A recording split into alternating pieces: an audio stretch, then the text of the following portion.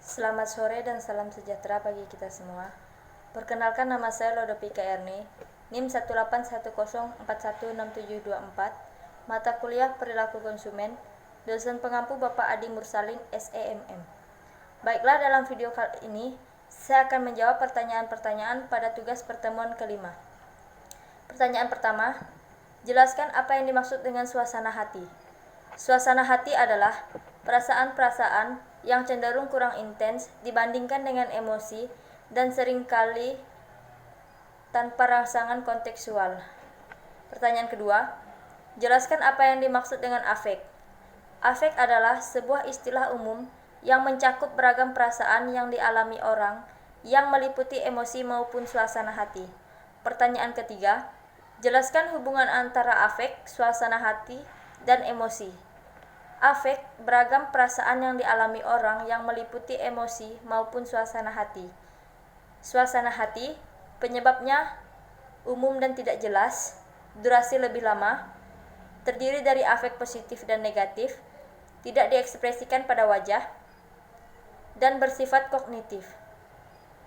Emosi disebabkan oleh kejadian spesifikasi, durasinya sangat cepat, banyak ragam, disertai dengan ekspresi wajah, dan berorientasi tindakan. Pertanyaan keempat, coba berikan contoh ragam emosi. Rasa marah, takut, sedih, bahagia, benci, terkejut, kecewa, malu, iri, jijik, berharap, cemburu, gembira, cinta, bangga, frustasi, dan antusiasi. Pertanyaan kelima, apa yang dimaksud biologis emosi, intensitas emosi, frekuensi, dan durasi emosi? Yang pertama, biologi emosi. Emosi berasal dari sistem limbik otak. Wanita cenderung memiliki sistem limbik yang lebih aktif dari pria. Intensitas emosi. Setiap orang memberikan respon yang berbeda-beda terhadap rangsangan pemicu emosi yang sama. Perbedaan tersebut dibedakan oleh kepribadian individu. Yang terakhir, frekuensi dan durasi emosi adalah seberapa sering dan lamanya mereka berusaha menampilkannya. Pertanyaan keenam, jelaskan struktur suasana hati. Dalam struktur suasana hati ada mencakup empat afek. Yang pertama, afek negatif. Contoh afek negatif tinggi. Contohnya tegang, gugup, stres, dan kecewa. Yang kedua, afek positif tinggi. Contohnya waspada, semangat, gembira, dan bahagia. Yang ketiga, afek positif rendah. Contohnya sedih, depresi, bosan, dan lesu. Dan yang terakhir, afek negatif rendah. Contohnya puas, damai, rileks, dan tenang. Pertanyaan ketujuh, jelaskan faktor-faktor yang mempengaruhi emosi dan suasana hati. Yang pertama, kepribadian. Kedua, waktu dalam hari. Ketiga, hari dalam minggu. Keempat, cuaca. Kelima, stres. Keenam, aktivitas sosial. Ketujuh, olahraga. Kedelapan, tidur. Kesembilan, umur. Kesepuluh, jenis kelamin. Soal ke-8, apa yang dimaksud dengan regulasi emosi?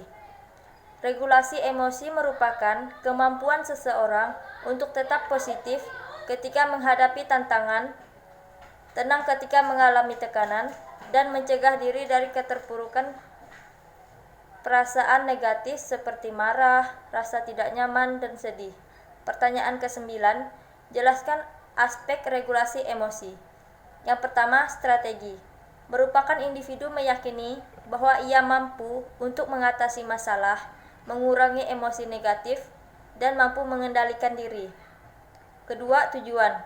Individu memiliki kemampuan yang bertujuan untuk menghindari emosi dan agar tidak terpengaruh oleh emosi negatif yang dirasakan sehingga tetap dapat bersikap, dan berperilaku dengan baik.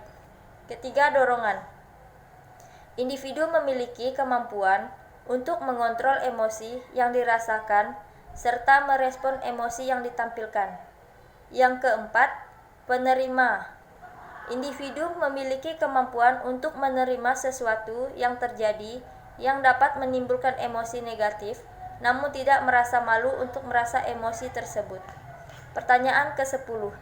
Apa yang dimaksud dengan kerja emosional?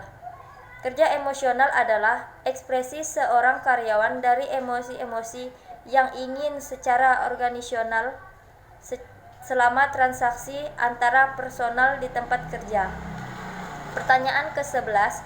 Apa yang dimaksud dengan emosi yang dirasakan dan emosi yang ditampakkan?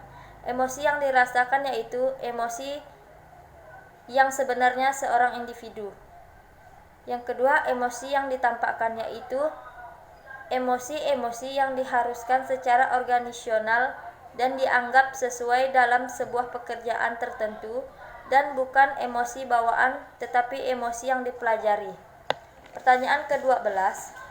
Apa yang dimaksud dengan kecerdasan emosional? Kecerdasan emosional adalah kemampuan seseorang untuk mendeteksi serta mengelola petunjuk-petunjuk dan informasi emosional. Pertanyaan ke-13. Jelaskan faktor-faktor yang mempengaruhi kecerdasan emosional. Faktor yang pertama, faktor otak. Mengungkapkan bagaimana otak telah memberi tempat yang istimewa bagi amigdala yang memiliki tugas untuk menjaga emosi, penjaga yang mampu membajak otak. Kedua, faktor lingkungan keluarga. Lingkungan keluarga berperan sebagai wadah untuk mempelajari emosi. Dalam lingkungan tersebut, seseorang akan belajar mengenai bagaimana perasaan diri sendiri dan bagaimana anggota keluarga menanggapi perasaan tersebut. Dan yang ketiga, lingkungan sekolah. Setelah lingkungan keluarga, lingkungan sekolah mengajarkan kepada anak sebagai individu yang mampu mengembangkan keintelektualan dan bersosial dengan teman sebaya sehingga anak dapat berekspresi dengan bebas tanpa terlalu banyak diatur dan diawasi dengan ketat. Pertanyaan terakhir. Sebutkan dan jelaskan 5 dimensi kecerdasan emosional. Yang pertama, kesadaran diri, yaitu sadar atas apa yang dirasakan. Yang kedua, manajemen diri, yaitu kemampuan mengelola emosi dan mendorong Anda sendiri. Yang ketiga, motivasi diri, yaitu kemampuan bertahan dalam menghadapi kemunduran dan kegagalan. Yang keempat, empati, yaitu kemampuan merasakan apa yang dirasakan orang lain. Yang kelima, keterampilan sosial, yaitu kemampuan menangani emosi-emosi orang lain. Sekian pertanyaan dan jawaban dari saya. Terima kasih.